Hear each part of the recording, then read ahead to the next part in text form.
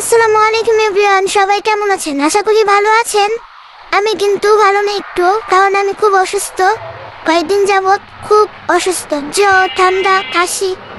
যাই হোক, আমার মেয়ের বাবা হচ্ছে পেয়ারা পাড়তেছে আমাদের গাছ থেকে। আমাদের গাছটা হচ্ছে বাড়ির পিছনের দিক দিয়ে, যেহেতু আছে গাছটা অনেক উপরে উঠে গেছে।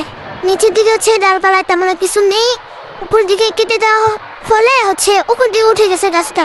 উপরের দিকে ডালপালাগুলো আছে, নিচে থেকে পারা যায় না। এখন টিনের চালে উঠে হচ্ছে পেয়ারাগুলো পাকতেছে।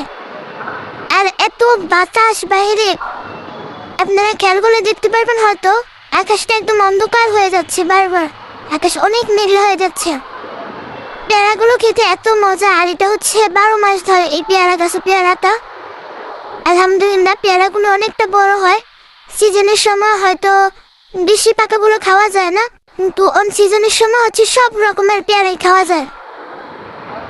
গাছটার বয়স আলহামদুলিল্লাহ অনেকটাই বেশি, এই জন্য হয়তো বা সিজনের সময় পাকাগুলো খাওয়া যায় না, পোকা হয়।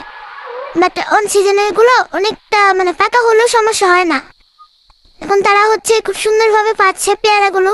এখন আমি আমার মেয়েকে আবার ডাক দিয়ে বলতেছি যে পেয়ারাগুলো নিয়ে আসো, আমি একটু দেখবো।